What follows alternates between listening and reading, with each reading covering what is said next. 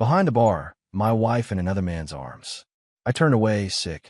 His wife grabbed my shoulder and smiled. "Don't worry," she whispered. "Trust me. You'll want to see how this ends." She knew something I didn't. Something that would cost me everything I'd built. And she wasn't trying to help me. She was using me. My name is Gabriel Drummond. I'm 52 years old, and I've spent the last 24 years building what I thought was an unshakable life in Atlanta.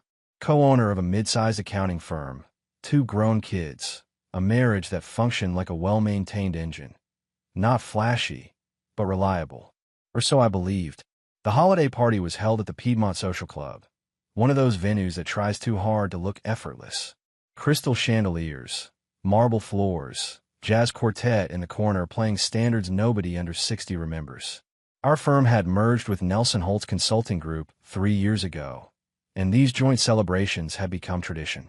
Good for morale, our HR director insisted. Good for partnerships. Allison, my wife, had been excited about tonight. She'd spent an hour getting ready, tried on 3 different dresses, settled on the burgundy one that made her look younger than her 50 years. "We should make an effort," she'd said, fastening her earrings. "Nelson's been working so hard on the Thompson acquisition. We should celebrate properly."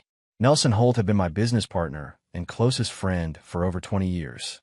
We'd started as competitors, became allies, eventually merged our firms into something stronger than either of us could build alone. Our families vacationed together. Our kids grew up in the same schools. When my father died, Nelson stood beside me at the funeral and didn't say a word, just stood there, solid as a wall when I needed one.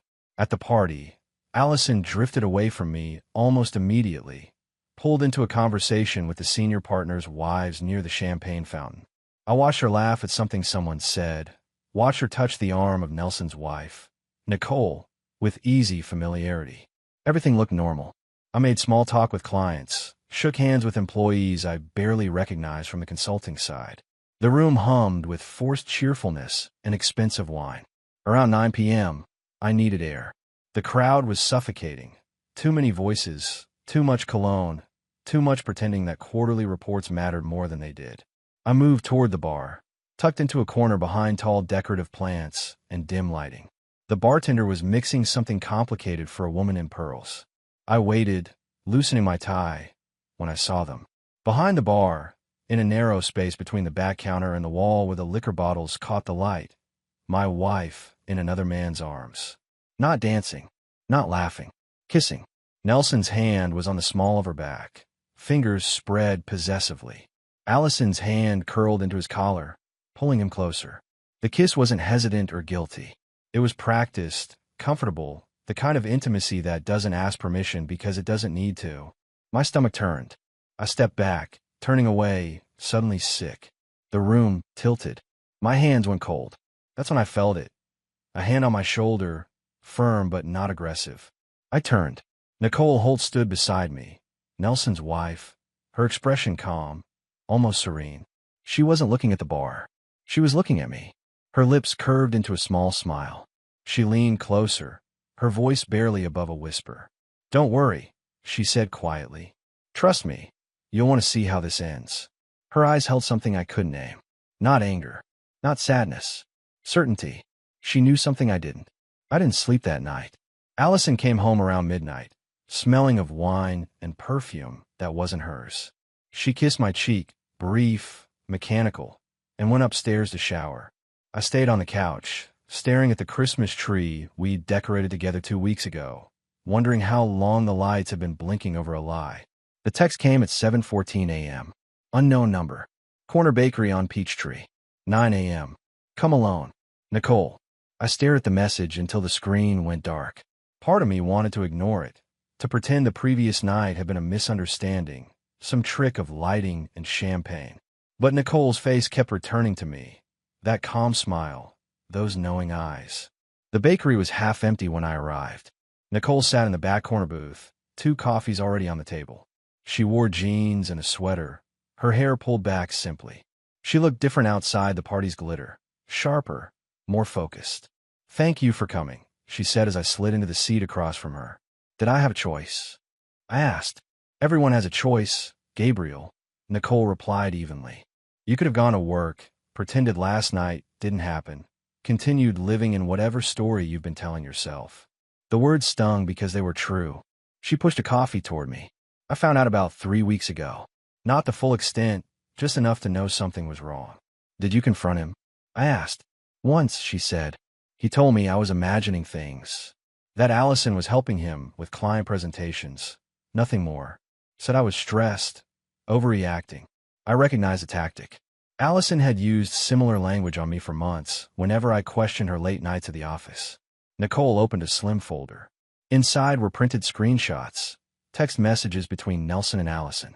Nothing explicitly romantic, but the familiarity was unmistakable. Dinner plans, inside jokes, references to next steps and our timeline. They've been careful, Nicole said. But careful isn't the same as invisible. She slid another page forward. Bank statements. Small transfers from our joint business account to a separate LLC I didn't recognize. $3,500 here, $4,200 there.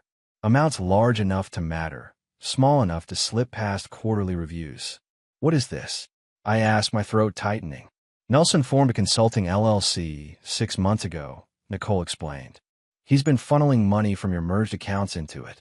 Small amounts, consistent timing, labeled as operational consulting fees. I felt sick. Our accountants would have flagged this. Would they? Nicole asked. Who reviews those reports? The answer hit me like cold water. Nelson did. As managing partner of the consulting division, he had primary oversight of those accounts. There's more, Nicole continued, her voice steady but tired. I accessed Nelson's laptop last week while he was showering. Found draft presentations for the Fulton County Development Project. My chest tightened. The Fulton project was mine. I'd spent 8 months developing the financial model, the risk assessment, the pitch to county leadership. It was scheduled to present to the board next Wednesday. Nicole turned her tablet toward me. On the screen was a presentation deck.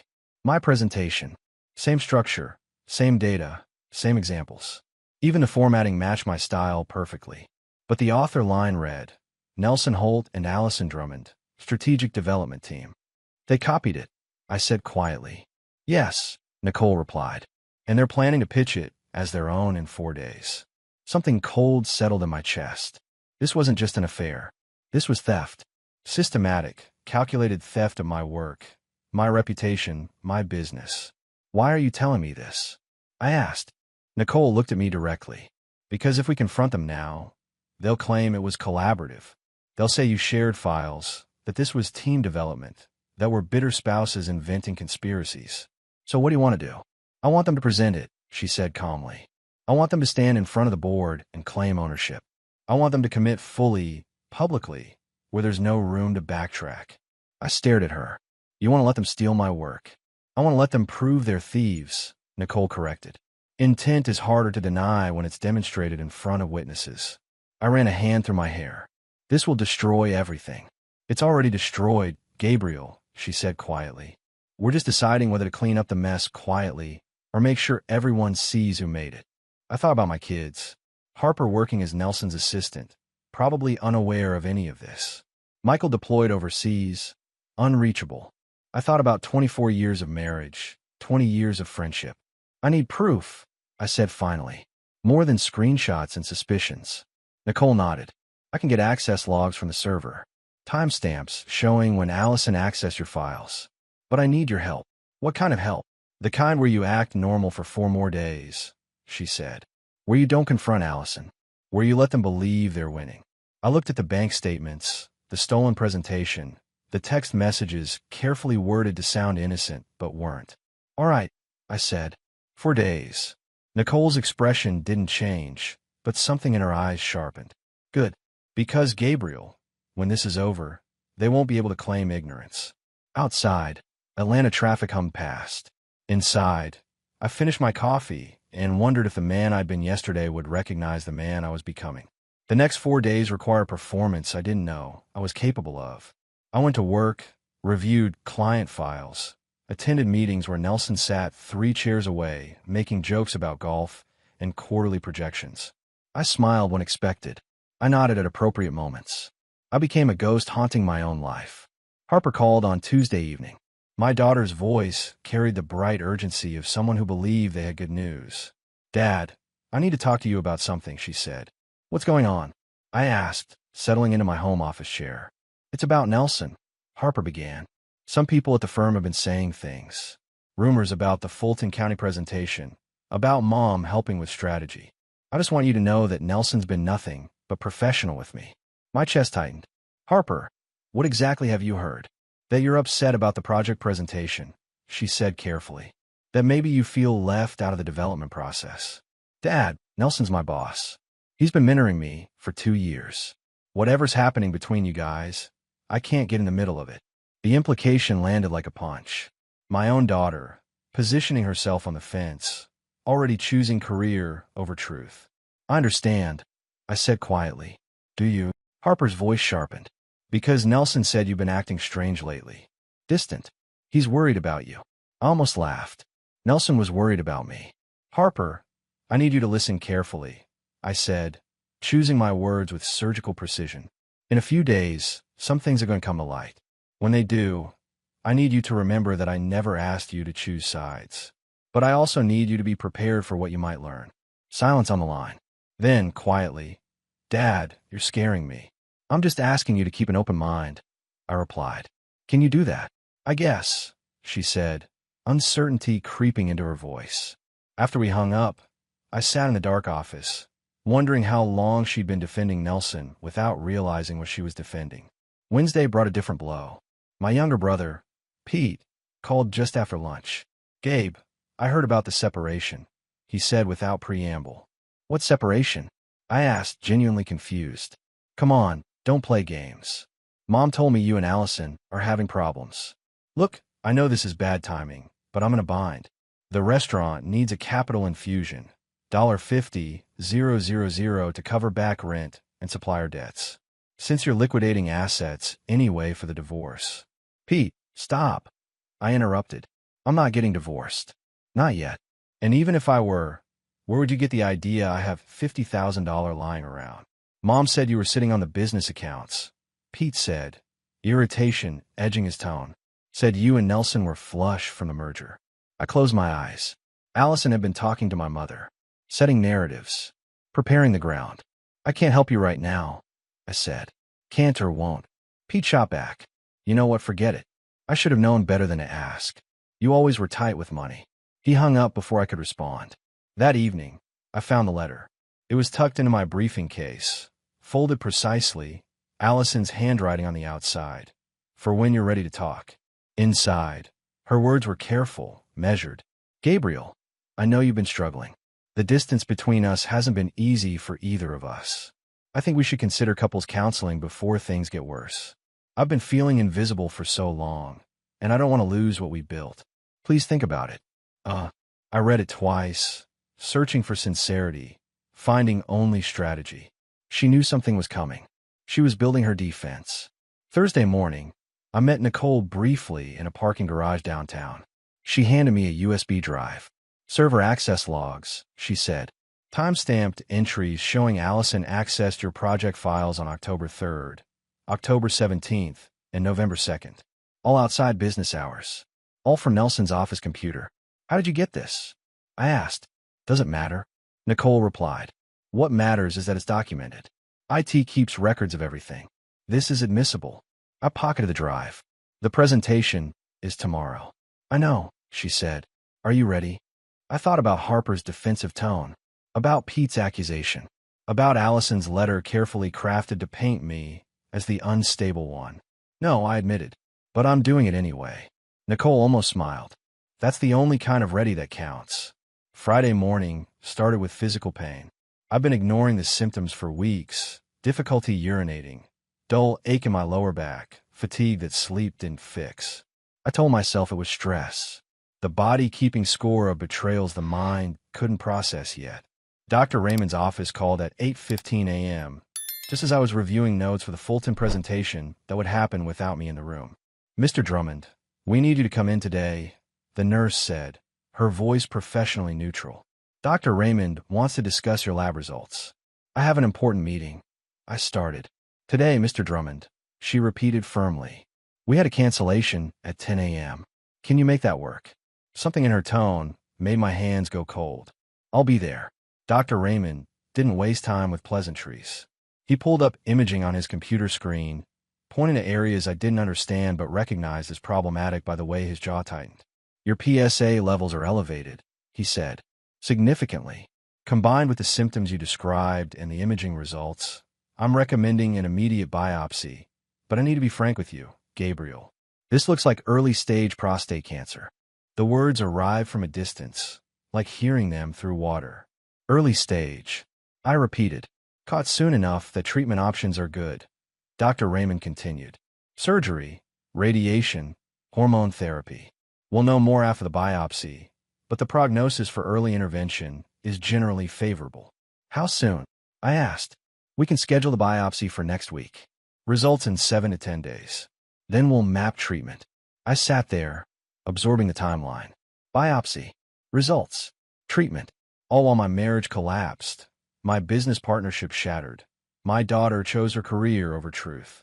Is this stress-related? I asked quietly. Dr. Raymond hesitated. Stress doesn't cause cancer, Gabriel. But chronic stress can suppress immune function, potentially accelerating existing conditions. Why do you ask? Just trying to understand the timing, I replied. I drove to the office in a fog. The presentation was scheduled for 1 p.m. Nicole had confirmed that morning. Nelson and Allison were in the conference room early, setting up, practicing their delivery of my stolen work. At 11:47 a.m., Allison texted, Can we talk tonight? Really talk? I miss you. I stare at the message. The manipulation was almost elegant, timing her emotional appeal for the exact moment she knew I'd be most vulnerable, most likely to question my own judgment. I typed back, okay, not because I want to talk, because I needed her to believe she still had leverage. At 12:30 p.m., I received confirmation from legal. They had the evidence packet, access logs, financial transfers, the original presentation files with creation timestamps. Everything Nicole and I had compiled. Everything that would turn this from accusation into documentation. At 12:55 p.m., I walked into the conference room where the board waited. Nelson and Allison stood the front, confident and prepared. They saw me enter, and something flickered across Nelson's face. Not guilt, calculation. Gabriel, he said warmly, didn't expect to see you here. Thought you were handling the Fulton County Review today. Postponed it, I replied, taking a seat in the back row. Wouldn't miss this presentation for anything. Allison's smile wavered slightly. She glanced at Nelson, then back at me. The board chairman called the meeting to order. Let's begin. Nelson, Allison, you have the floor. As they launched into the introduction, my words, I felt something settle in my chest. Not anger anymore. Certainty. Let them prove what they are, I thought. Let everyone see. The board's decision came Monday morning, delivered by email at 6:47 a.m. before I'd finished my first coffee. Clinical language, carefully worded to avoid liability. After thorough review of the Fulton County matter and associated financial irregularities, the firm has decided to restructure its partnership arrangement. Nelson Holt will retain his position as managing partner of strategic consulting. Allison Drummond has been placed on administrative leave. Gabriel Drummond is offered a voluntary separation package, including 6 months severance and COBRA continuation. I read it 3 times, each word landing like a physical blow. They were keeping Nelson, firing me. My phone rang. The senior partner, Richard Covington, his voice professionally sympathetic. Gabriel, I know this isn't what you hoped for, but Nelson brings significant client relationships we can't afford to lose. The optics of terminating both parties would damage client confidence. We're offering you a generous package to facilitate a smooth transition. Generous, I repeated flatly. You're rewarding the man who stole my work and embezzled from our accounts. The financial matter remains under investigation, Richard said carefully. But the presentation issue is murky, shared files, collaborative environment. Our legal team feels prosecution would be difficult. Nelson's agreed to reimburse the question transfers. Frankly, Gabriel, fighting this publicly would hurt you more than him. Because he's more valuable, I said. Richard's silence confirmed it. The package is non-negotiable, he continued. We need your answer by Wednesday. I hung up without responding. At 8:15 a.m., my mother called. Her voice carried that particular edge she used when defending family against perceived injustice. "Gabriel, I just spoke with Allison," she said. "She's devastated. She said you've been trying to force her out of the firm because you're jealous of her success with Nelson." I closed my eyes. "Mom, that's not what happened. She said you've been emotionally distant for years," my mother continued. "That you've made her feel invisible, criticized her work, isolated her from friends. She's filing a complaint about hostile work environment." "She's lying," I said quietly. "Is she?" my mother challenged. "Because Pete told me you refused to help him when he needed family support. Your own brother, Gabriel. And now you're destroying your wife's career out of spite." "Pete asked for $50,000 I don't have," I said. "And Allison stole my work." "That's your perspective," my mother replied coldly. "But from where I'm standing, you look like a man who can't handle a successful wife. Your father would be ashamed." The line went dead. I sat in my home office, surrounded by 24 years of accumulated life. Photos of family vacations, Harper's college diploma, Michael's military commissioning portrait, and wondered when everything I'd built had become evidence against me. Nicole called at noon. "I heard about the board's decision." "News travels fast," I said. "I'm sorry, Gabriel," she said, and meant it. "But there's something else you need to know. Nelson filed a defamation lawsuit against you this morning. He's claiming you fabricated evidence to damage his reputation and business relationships. He's seeking $500,000 in damages." My hands went numb. "On what grounds?" "He's arguing that the access logs were misinterpreted, that the financial transfers were legitimate business expenses you're distorting for personal revenge. His attorney's positioning this as a jealous partner trying to destroy a more successful colleague." "Can he win?" I asked. "Depends on the judge, the jury, how well his lawyers perform," Nicole said. "But even if he loses, the legal fees alone could bankrupt you. That's the point. Make fighting him too expensive to sustain."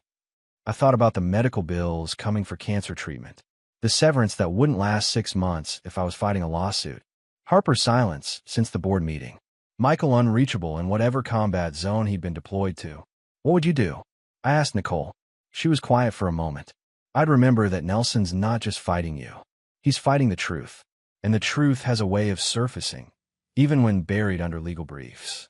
That evening, Allison came to the house to collect more belongings. She moved through rooms like a stranger, cataloging items for auction. I watched from the kitchen doorway. "The firm chose him," I said quietly. She paused, a framed photo of us from our honeymoon in her hands. "They chose profit, Gabriel. Nelson brings in $3 million annually in consulting fees. You bring in compliance and caution. It's not personal." "It feels personal," I replied. "Everything feels personal to you lately," Allison said, setting the frame down. "That's part of the problem. You've made this about betrayal instead of what it really is, two people who grew apart and made different choices." "You stole my work," I said. "I contributed to a collaborative project," she corrected. "You're the one who turned it into theft because you couldn't accept that I was succeeding without you."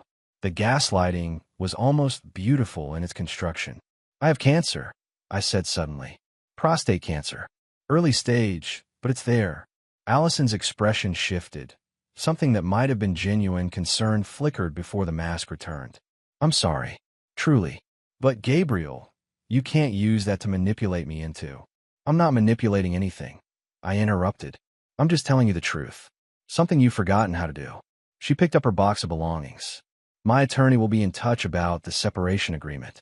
I'd suggest you hire someone good. This doesn't have to be ugly, but it will be if you force it." After she left, I found myself in Michael's old bedroom, sitting on the bed he hadn't slept in for 3 years. On the wall, his high school football jersey hung in a frame. Number 42. Harper had given it to him for graduation. My phone buzzed. A text from an unknown number. "Dad, it's Harper. Using a friend's phone. I don't know what to believe anymore. Nelson showed me the lawsuit. Says you're trying to ruin him because you can't compete. Is that true?" I stared at the message, my daughter's doubt rendered in pixels. I typed no, but I understand why you're confused. When you're ready to hear the full story, I'll tell you everything. The 3 dots appeared, then disappeared. No response came. Wednesday morning brought paperwork. the separation agreement the firm insisted I sign by end of business. 6-month severance, non-disparagement clause, waiver of all claims. Accept it or fight with empty pockets. I sat across from the attorney I'd hired, Douglas Brenner, a sharp-eyed litigator who'd reviewed the documents with increasing disgust. This is predatory, Douglas said, tapping the non-disparagement section. They're buying your silence about the theft and embezzlement. If you sign this, you can't testify against Nelson in any future proceedings, can't discuss the matter publicly, can't assist in any investigation. You're essentially exonerating him. What happens if I don't sign? I asked. They terminate you for cause. You get nothing, and Nelson's defamation suit proceeds uncontested while you're broke, Douglas replied. Gabriel, I'll be honest. This is a fight you probably can't win financially. But that doesn't mean you shouldn't fight it. Before I could respond, my phone rang. Unknown number. Is this Gabriel Drummond? A woman's voice, professional and clipped. Yes. This is Lieutenant Valdez with Atlanta PD, Financial Crimes Unit. We've received a complaint from Nelson Holt regarding harassment and potential fraud. We'd like you to come in for a voluntary interview. My stomach dropped. Fraud. Mr. Holt alleges you falsified business documents to frame him for embezzlement. He's provided what he claims is evidence that you manipulated server logs and financial records. We need to hear your side. I looked at Douglas, who was already shaking his head sharply. I'd like to consult with my attorney before scheduling anything, I said carefully. Of course, Lieutenant Valdez replied. But Mr. Drummond, cooperation now would be viewed favorably. Delay makes things look worse.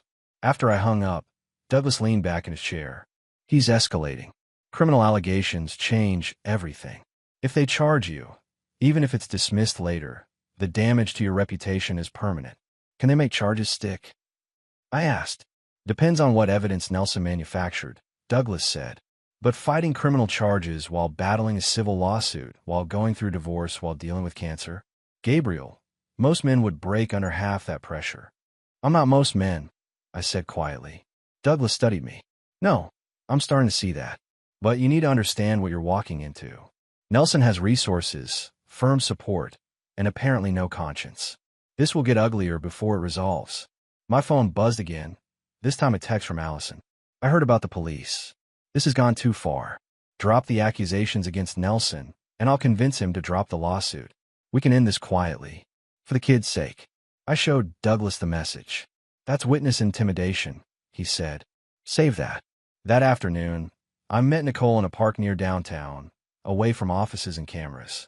She sat on a bench feeding pigeons, looking more tired than I'd ever seen her. Nelson's playing hardball, she said without preamble. I noticed, I replied, sitting beside her.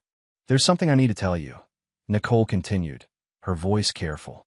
Something I should have mentioned earlier, but didn't because I thought I could handle it separately. My chest tightened. What?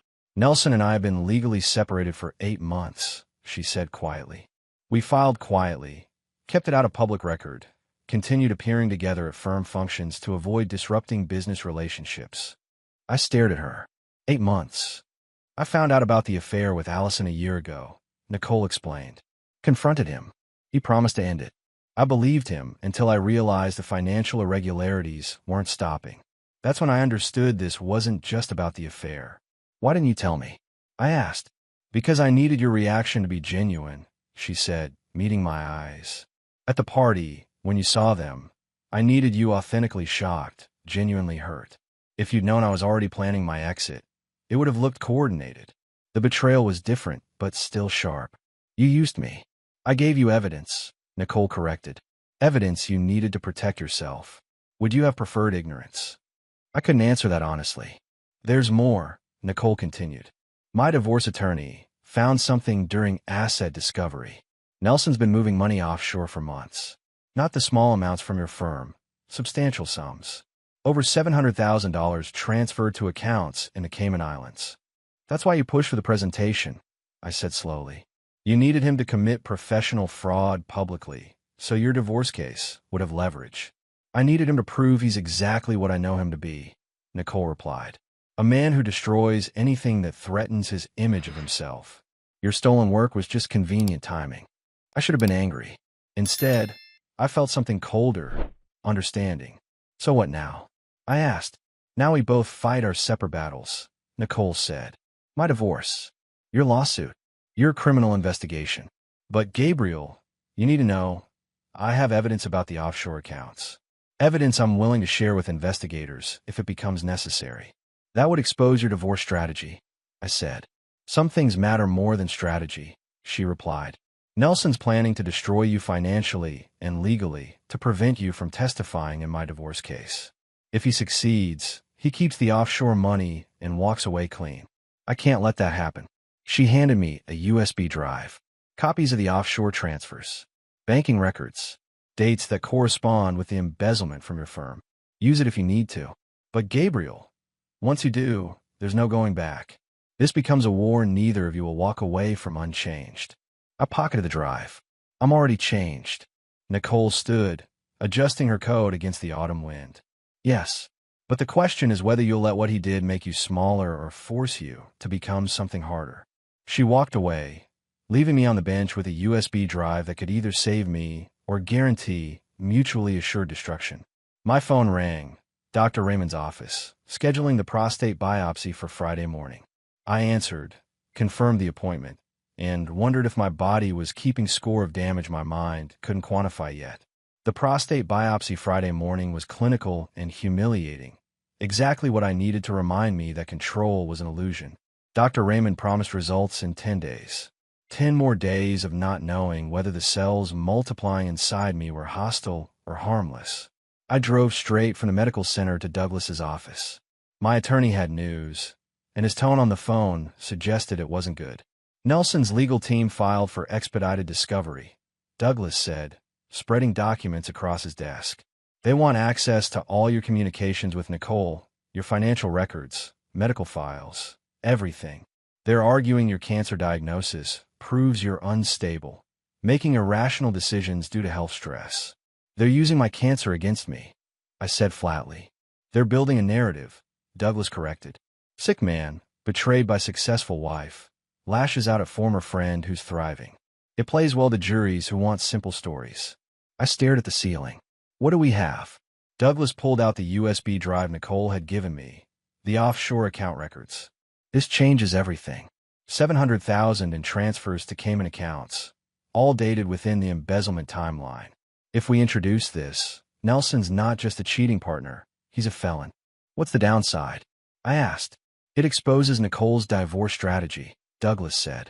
Proves she was gathering evidence while still married, possibly illegally accessing Nelson's financial records.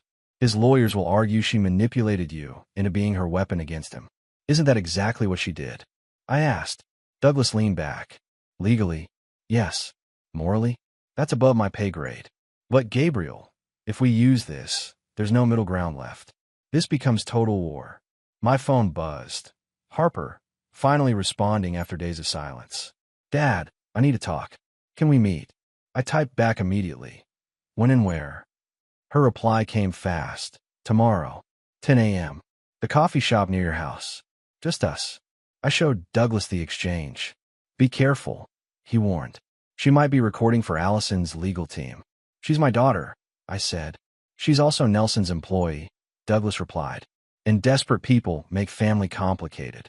That evening, I sat in my study reviewing the offshore account evidence. The transfers were meticulous, small enough to avoid immediate red flags, timed to coincide with legitimate business expenses. Nelson had been planning this for over a year, maybe longer. The doorbell rang at 8:47 p.m. I wasn't expecting anyone.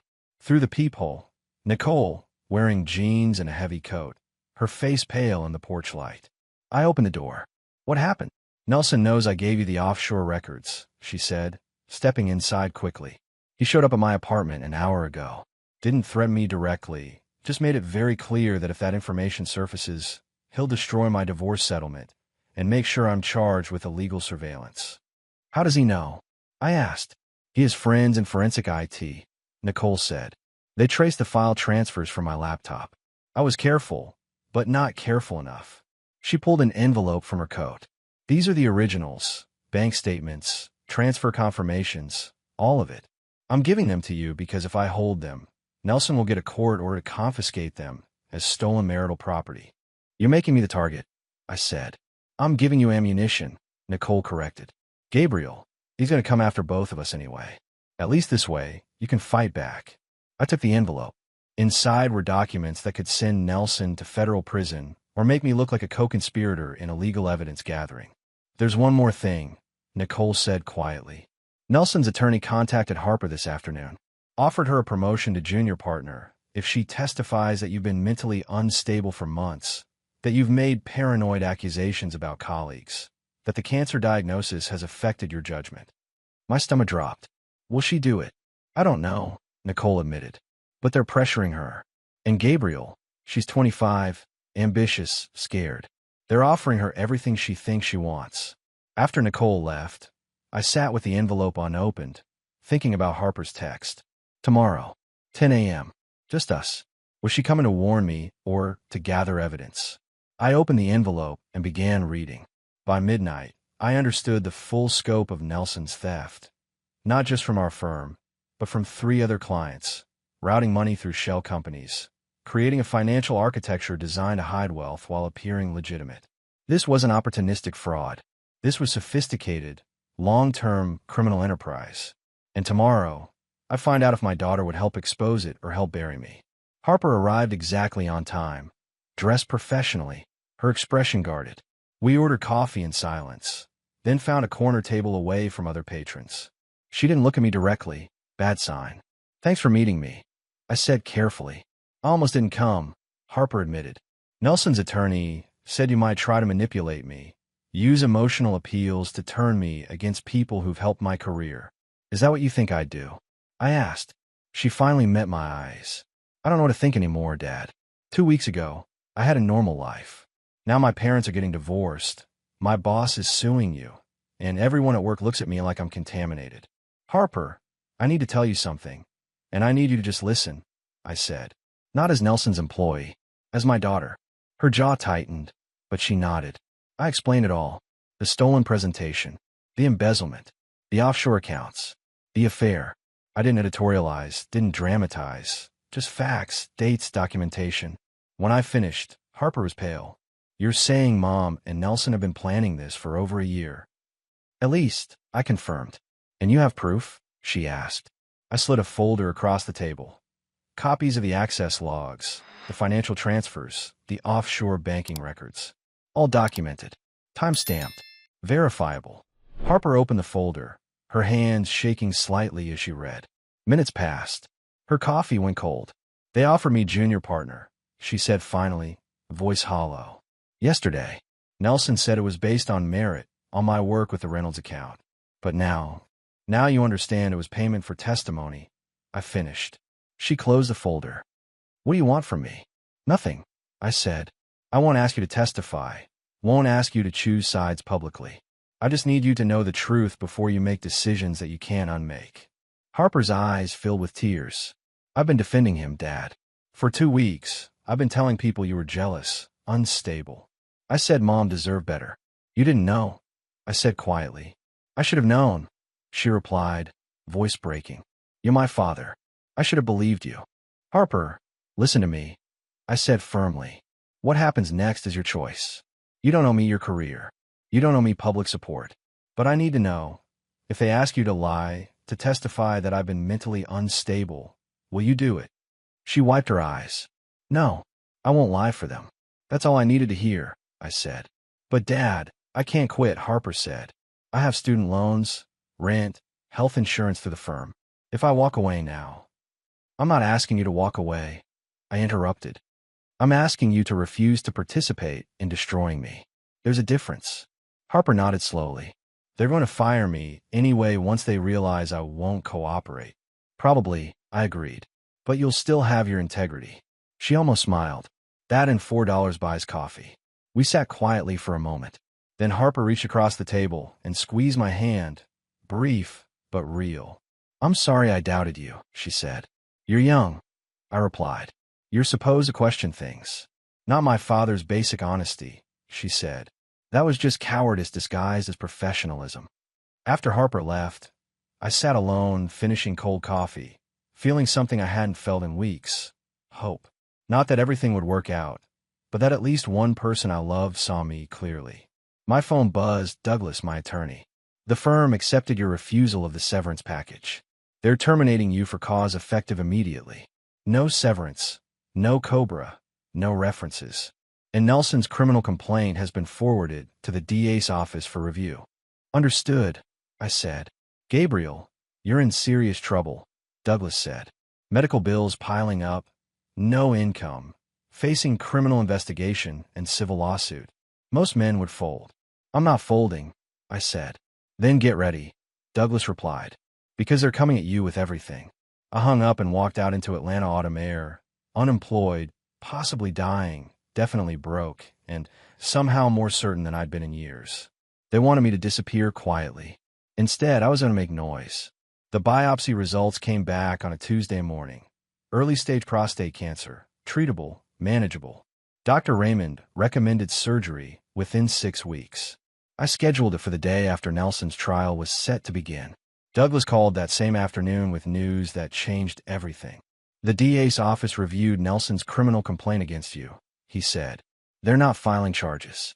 The forensic analysis of the server logs confirmed your evidence is legitimate. But Gabriel, there's more. What? I asked. The FBI's Economic Crimes Unit opened an investigation into Nelson's offshore accounts, Douglas explained. The transfers you documented match patterns from 3 other fraud cases they've been tracking. Nelson's not just stealing from your firm.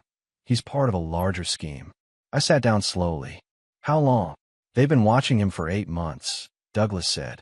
Your evidence accelerated their timeline.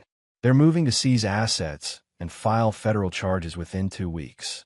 That evening, Allison showed up at the house unannounced. She looked smaller somehow, worn down by something I couldn't name. The FBI contacted me, she said quietly, about Nelson's financial activities. They wanted to testify. Will you? I asked. I don't know what I know anymore, Allison admitted. I thought we were building something together.